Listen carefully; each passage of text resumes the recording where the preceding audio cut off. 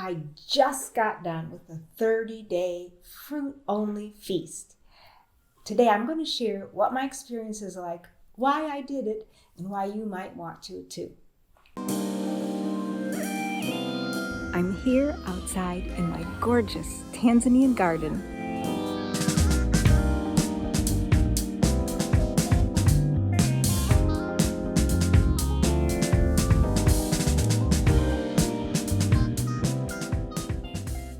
Hi, I'm Opare from Food for the Soul, and here on this channel, I share tips and tools you can use to create a whole and healthy lifestyle that you can stick to, so that you can do the things that you're here to do. If that sounds like something you're interested in, be sure to click the subscribe button. Don't forget to turn on the notifications so you'll find out every time I upload a new video. So back in January, I learned about fruit feasting from my friend Mark Blake. And you can learn more about him and his program in this video here. I did an interview with him a few months ago. And I have done juice fasting many times in the past. And that's a powerful, wonderful thing too. But I was interested in finding out more or trying out what a fruit feast would be like to do. And so in January, I joined the group program that he was running then. And I did the whole 30 days, although there were days within that time where I did eat cooked food when I was out at restaurants, meeting with friends. And so there were maybe 3 or 4 times during that 30 days where I ate cooked food. And this October, when he was doing his group again, I decided this time I'm going to do it 100%. That was my commitment to myself. And I did pretty good. There was one day where I just was feeling a little like, I don't know, I was a little worried, and for no good reason. There's nothing to be worried about. But so I added a little bit of kale from my garden and put it into a smoothie. And I had that. Other than that, I did it completely. I was 100% raw the whole time. And honestly, both times they were amazing experiences. When I did it back in January, I lost a lot of weight really pretty quickly. Not that weight loss was really my goal, although I did have and still have a little bit of, the abdominal fat that isn't healthy. And I was happy to see that go away. And then after the fast was over, because I was able to make some changes in how I eat going forward, I was able to keep most of that weight off. This time when I did it, I lost that weight that I had gained back, and the little extra I had gained. I had been in the States a couple times this year, once for 3 weeks and another time for a month. And while I'm there, I tend to succumb to the cravings. There's all the processed food, the junk food, the fake meats, and all of that type of stuff that here is not a problem because it's just not even available for the most part. And so I was eating more and more of that. And so I gained a few extra pounds there, but I lost all of that, and then I lost a little bit more, and it was very interesting to watch how that weight loss went, because I found that now I am at about the weight that I was before I got pregnant, at my smallest, when I was in my 20s. And it was very interesting to see the first week and a half, I lost the majority of the weight that I lost, and then from there on, it was just very slow, maybe 1 or 2 pounds in a week or so. And so all in all, I lost about 9 pounds this time. But the last week, I didn't lose anything. Once I got to 112, back when I was in college, or when I was before I had my first child, I had a hard time getting up to 110. I was about 108 most of the time. I'm pretty small. And so this time, I got down to 112, and it was just 112 the next day, 112 the next day, 112. And I just stayed right there at 112. And so I feel like what happened was I got to my ideal weight. But because I could eat as much as I want, and because I was eating, a lot of great nutrients, It wasn't like I was starving. I didn't lose weight from starvation. It was my body being able to get rid of what it didn't need and to get to its natural weight and then stay there. So that was a very interesting observation. I really did feel good most days. Like I said, there was that one day I was just feeling kind of bleh, and that could have just been an emotional thing. Maybe I didn't sleep well the night before, but I just didn't have the oomph in me, and that's why I ended up doing the kale. But it really wasn't necessary. I was just letting my worries get to me, and doing some Googling. Anyway, and I scared myself, and it was totally unnecessary. But back in January, it fundamentally changed the way I eat, because I was eating so much fruit, and actually I love eating fruit, and that is how I actually prefer to start my day. So I just continued after the fast was over to eat fruit in the morning, and so I don't even most days eat anything cooked or vegetables or anything like that until midday or later. And so by continuing to do that, to continuing to eat a lot of fruit, to have in the evening time, if I need a snack, to gear towards eating fruit more times than not, has allowed me to continue to allowed me to avoid going back to gaining all the weight that I had lost, going back to eating unhealthy patterns. I'm also finding that it's easier just to eat more raw food now, because it changed my relationship with food. I don't feel the need for the fancy or gourmet or raw things. I'm more satisfied now with just eating, eating a mango, eating an apple, or eating a salad, or even just going outside and picking some greens and eating them just like that, with washing them, just eating them without any dressing or anything. Going out and picking a handful of the most amazing, delicious cherry tomatoes and just eating those. It's less about food as entertainment and just food as nutrition. So when you're doing this fruit feast, you're eating sweet, watery, or juicy fruits only, not vegetable fruits, not hard, just so mangoes, apples, oranges, watermelons, melons, papaya, berries, that type of a thing. And you can eat as much as you want. And so you never are starving. You're never physically hungry. You might be mentally hungry. There were many evenings where I just really wanted to get some cashews or some peanuts, or eat a little piece of chocolate. So that's in my mind. And so during this time I was able to watch that and see what were the things that were causing me to want those things, and begin to think about what I could do to satisfy those cravings, or to prevent those cravings in going forward.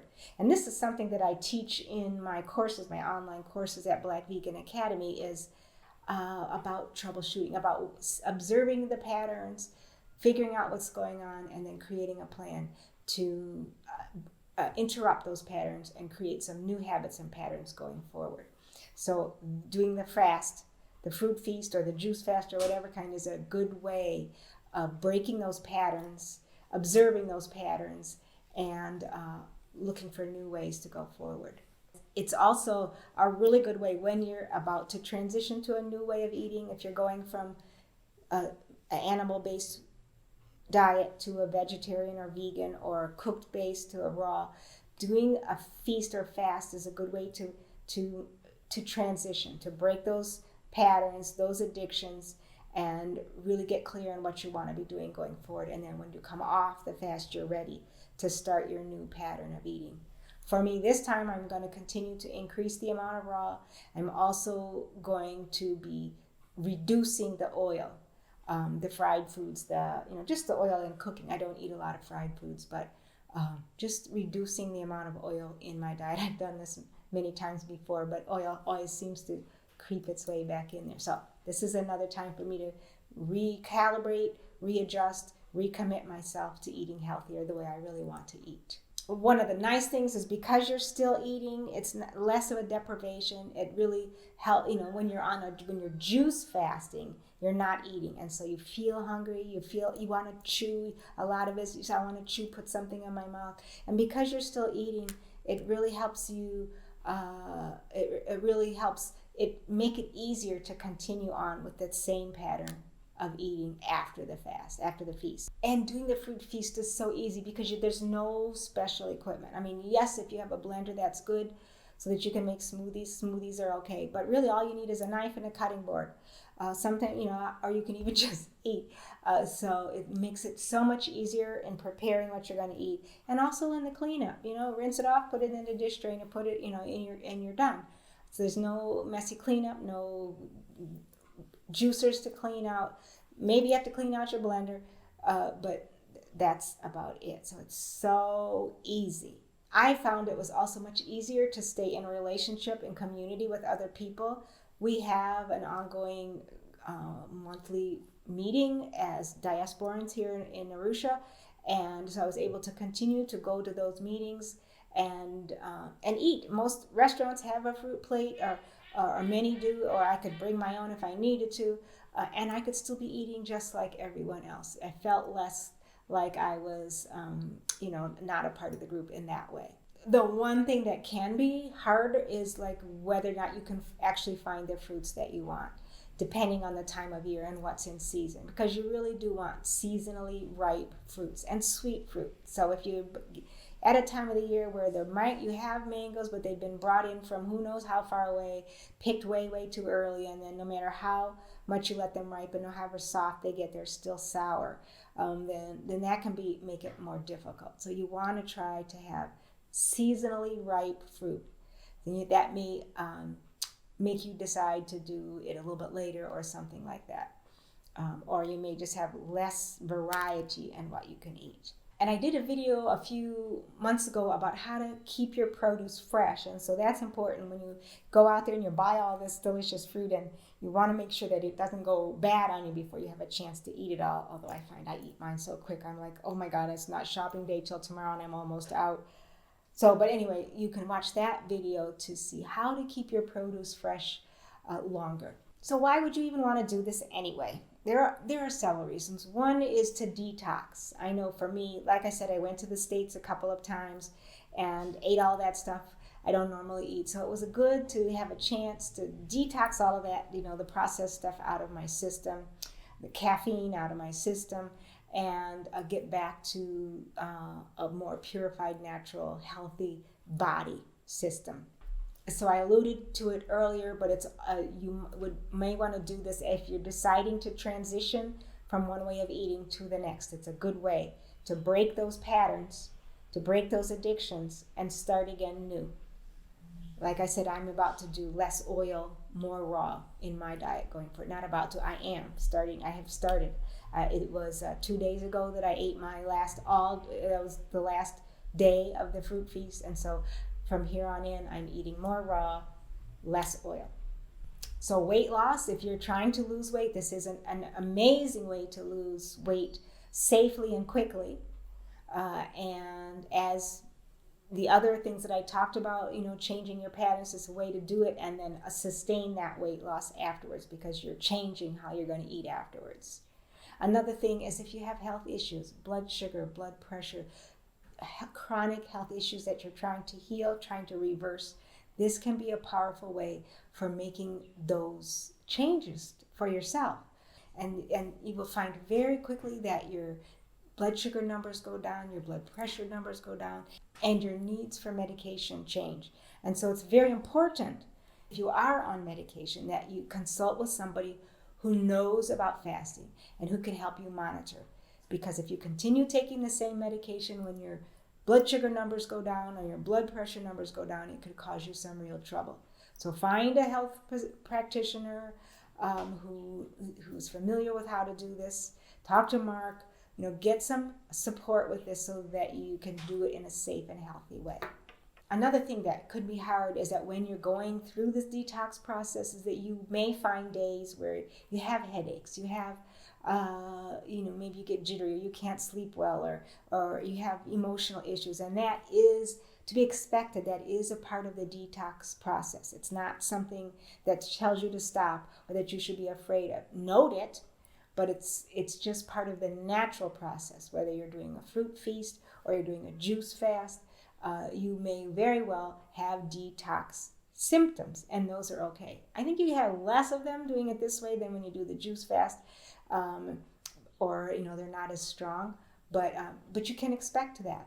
And so don't let that stop you. It's always a good idea to be journaling, keeping track of what's going on. This is your opportunity to pay attention to yourself, pay attention to how you feel, pay attention to your cravings, pay attention to the mental chatter going on. It's a really powerful tool. And again, I have a video for how to do a wellness journal and how to use that information. And in my programs at Black Vegan Academy, we do spend a lot of time analyzing what is in those journals, what it means to you, and how to use that to move yourself forward in creating your healthy diet and lifestyle. So that's my journey of a 30-day fruit feast. Tell me whether you think you are willing to do it. Would you do it? If so, why? What would be your reason? And if not, why not? If you have questions, feel free to leave them in the comments below. I'll be happy to answer them. And also go over to friendsandfamilyfast.com and reach out to Mark and ask him. So that's it for today. I hope you liked this video. Be sure to click the like button and don't forget to subscribe so you'll find out every time I upload a new video.